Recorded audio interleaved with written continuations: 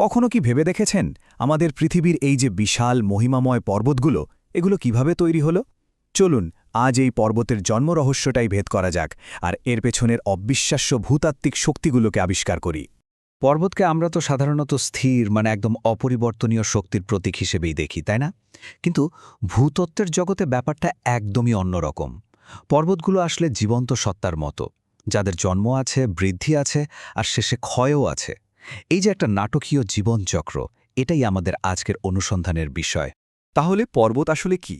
এর উত্তর জানতে হলে আমাদের একেবারে গোড়া থেকে শুরু করতে হবে, মানে একটা চূড়া থেকে শুরু করে পুরো মহাদেশ জুড়ে বিস্তৃত পর্বতমালা পর্যন্ত। চলুন শুরু করা যাক। একটা খুব সাধারণ প্রশ্ন, পাহাড় আর পর্বতের মধ্যে আসল পার্থক্যটা কি? প্রশ্নটা শুনতে খুব সহজ মনে হলেও এর মধ্যেই কিন্তু লুকিয়ে আছে পর্বত গঠনের মূল ধারণাটা। হ্যাঁ, উচ্চতা আর খাড়াই তো প্রধান পার্থক্য বটেই, কিন্তু ভূতত্ত্বের ভাষায় এর সংজ্ঞা আরও অনেক বেশি সুনির্দিষ্ট। চলুন দেখা যাক। দেখুন, পাহাড় বা পর্বতের মূল বৈশিষ্ট্যই হল এর চূড়া, মানে একটা নির্দিষ্ট শীর্ষবিন্দু। অন্যদিকে মালভূমির ওপরটা হয় চ্যাপ্টা বা বলা যায় সমতল। এই চূড়ার উপস্থিতি কিন্তু একটা পর্বতকে মালভূমি থেকে পুরোপুরি আলাদা করে দেয়। সবকিছুর শুরু কিন্তু হয় একটা চূড়া দিয়ে। এটাই হলো পর্বতের সবচেয়ে বেসিক বা মৌলিক একক, একটা মাত্র শীর্ষবিন্দু।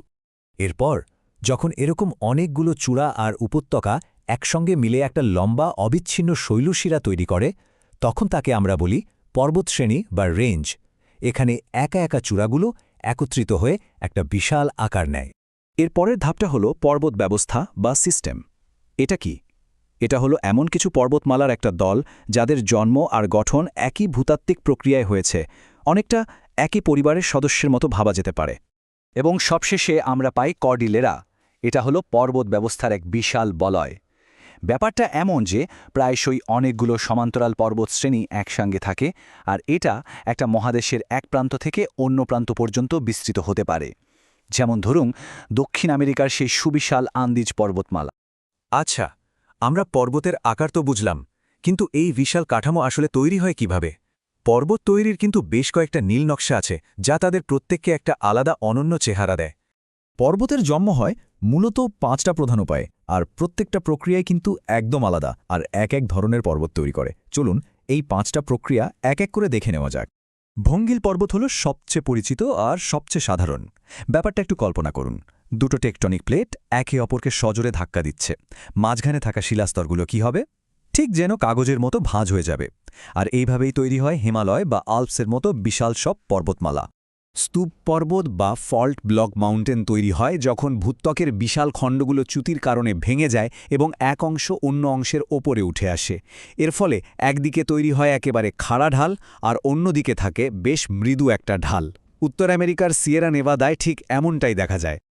গম্বুজ পর্বতের ব্যাপারটা বেশ মজার। এখানে উত্তপ্ত ম্যাগমা ভূপৃষ্ঠের নিচ থেকে চাপ তো দেয়, কিন্তু বাইরে বেরিয়ে আসতে পারে না, মানে কোনো অগ্নুৎপাত হয় না। এর ফলে কি হয়? ওপরের ভূত্বকটা একটা বিশাল গম্বুজের মতো ফুলে ওঠে। নিউ ইয়র্কের অ্যাডিরন্টাক পর্বতমালা এর একটা দারুণ উদাহরণ। আর এটা হলো পর্বত তৈরির সবচেয়ে নাটকীয় উপায়। যখন আগ্নেয়গিরি থেকে গলিত লাভা, ছাই আর শিলা বেরিয়ে এসে স্তূপের মতো জমা হতে থাকে, তখনই আগ্নেয় পর্বত তৈরি হয়।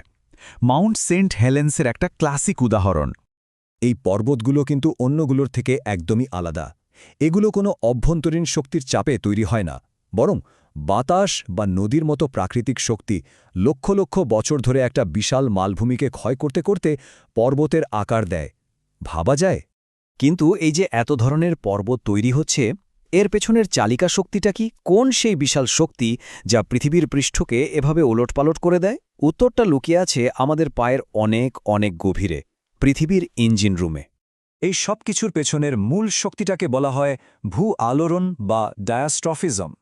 এটা একটা সামগ্রিক শব্দ যা দিয়ে পৃথিবীর ভূত্বকের উত্থান পতন সহ সমস্ত ধীর এবং বিশাল আকারের নড়াচড়াকে বোঝানো হয়। এই ছবিটাই কিন্তু পুরো গল্পের সারমর্ম। দেখুন, পৃথিবীর ম্যান্টেলে থাকা উত্তপ্ত গলিত পদার্থ বিশাল পরিচলন স্রোত তৈরি করে, অনেকটা হাঁড়িতে জল ফুটলে যেমন হয়। এই স্রোতগুলোই ওপরে থাকা টেকটনিক প্লেটগুলোকে ভাসমান ভেলার মতো এদিক ওদিক ঠেলতে থাকে, আর যেখানেই এই প্লেটগুলোর মধ্যে ধাক্কা লাগে বা সংঘর্ষ হয়, সেখানেই জন্ম নেয় পর্বত। সুতরাং সবকিছুর মূলে রয়েছে ম্যান্টেলের ভেতরের এই প্রচণ্ড তাপ আর চাপ। এই পরিচলন স্রোতই হল সেই অদৃশ্য ইঞ্জিন যা আমাদের গ্রহের পৃষ্ঠকে ক্রমাগত বদলে চলেছে আর আকাশ ছোঁয়া সব পর্বত তৈরি করছে। কিন্তু গল্পটা এখানেই শেষ নয়। পর্বত তৈরি হওয়ার সাথে সাথেই কিন্তু আরেকটা শক্তি কাজ করা শুরু করে দেয়, যা হলো ক্ষয়। কারণ কোনো কিছুই চিরস্থায়ী নয়, পর্বতও নয়। পর্বতকে ধীরে ধীরে ধ্বংস করার প্রধান শক্তি হল পুঞ্জীভূত ক্ষয় বা ম্যাস ওয়েস্টিং। এটা আসলে আর কিছুই নয়, মাধ্যাকর্ষণের সেই অমুখ টানে পাহাড়ের গা বেয়ে মাটি আর শিলার নেমে আসা। এটা এমন একটা প্রক্রিয়া যা লক্ষ লক্ষ বছর ধরে একদম নীরবে চলতে থাকে। এই ক্ষয়টা প্রধানত তিনভাবে ঘটে। পতনে শিলা সোজা খাড়াভাবে নিচে পড়ে যায়। ভূমিধসে একটা বড় অংশ একবারে একটা ব্লক হিসেবে ধসে নেমে আসে। আর প্রবাহে জল আর কাদার মিশ্রণ ঠিক যেন নদীর মতো দ্রুত বেগে বয়ে যায়। এই তিনটে শক্তি মিলেই কিন্তু সময়ের সাথে সাথে সবচেয়ে উঁচু পর্বতকেও সমতল ভূমিতে পরিণত করে ফেলতে পারে। পর্বত তৈরি আর ক্ষয়ের এই যে অন্তহীন চক্র, এটা আমাদের একটা খুব গুরুত্বপূর্ণ বিষয় মনে করিয়ে দেয়। আমাদের এই পৃথিবী একটা জীবন্ত আর সবসময় বদলে যাওয়া গ্রহ। এই ধ্রুব পরিবর্তনকে মাথায় রাখলে একটা প্রশ্ন মনে আসেই, ভবিষ্যতে আমাদের এই গ্রহের ভূদৃশ্য বা ল্যান্ডস্কেপটা ঠিক কেমন হবে?